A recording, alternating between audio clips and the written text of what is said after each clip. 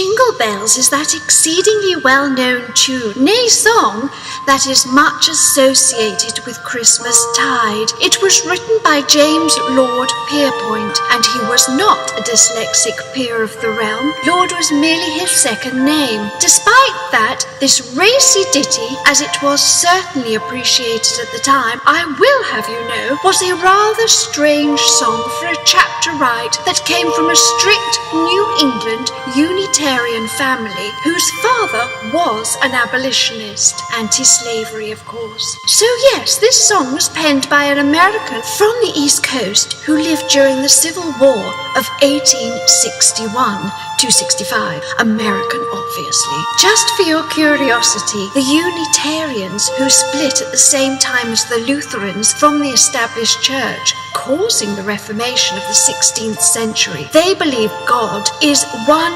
entity rather than the Holy Trinity thing, okay? Don't be bothered, but I'm just saying. In 1853, this adventurer and fickle Yankee actually upped sticks and moved to the South, where he became the organist and music director of his brother's Unitarian church in Savannah, Georgia. Pierpoint was in truth a supporter of the Confederate cause, much to the chagrin of his family, we imagine. He even wrote several songs in support of the cause. What he thought of ending up on the losing side, we will never know. Probably oh shite, but that is pure conjecture, as appears to be much of the information concerning this songwriter. It is believed by some that Pierpoint, or Jimmy as I like to call him, got out his quill and jotted down this, his most famous ditty, calling it One Horse Open Sleigh in 1850. The songster then waited 7 years before the sleigh song was published by Oliver Ditson of Boston.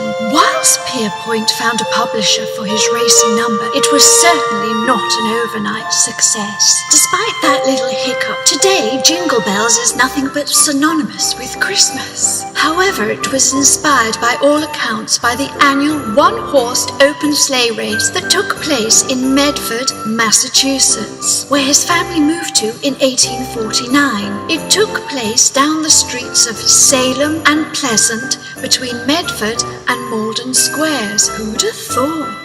There are generally a lot of maybes when it comes to the recorded life of Jimmy P, the rake, because no one actually seems to know anything for certain. But it is thought that Jimmy wrote this number for his father's Sunday school class for Thanksgiving. Thanksgiving is the 4th Thursday of November in the US, in case you don't know. The result was everyone, even Daddy the parson, I find that hard to believe, loved it so much they sang it again at the Yuletide. Kinda doubtful though. If you read the full lyrics, they aren't particularly suited for children to sing, or full-on Unitarian Protestants either, is my thinking on that. The lyrics are essentially about a young man taking out a horse and sleigh, getting right up sot, totally pissed to you and me, picking up gals, taking them out in his sleigh without a chaperone, a complete shock horror in polite society a la 19th century, doing a bit of boy racing and ending up in a crash,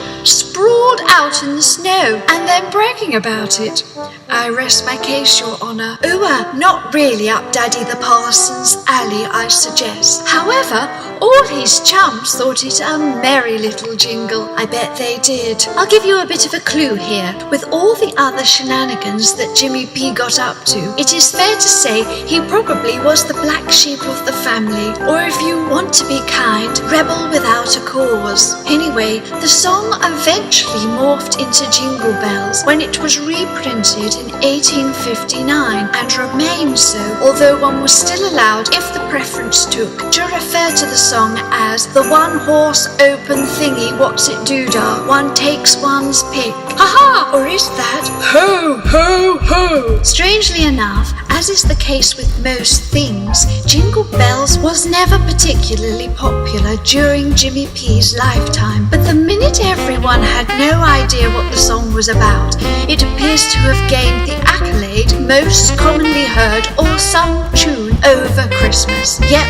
that apocryphal overnight success. James Lord Pierpoint died in 1893 in Winter Haven, Florida, by which time he was sick to death of bells jingly, having not made a penny from his racy number, I should imagine. He was born in 1822, so that made him about 70 or 71 when he died. Pierpoint was buried in Savannah, Georgia, in Laurel Grove Cemetery. However, when it came time for a town to make claims on the place where Jingle Bells was written, both Savannah and Medford, Massachusetts, put up their hands immediately for that little honor. Chances are that Jimmy wrote his snowy ditty in the northern state, as this area is better known for its chilly, snowy climes, where one-horse open sleighs regularly dash down that main street.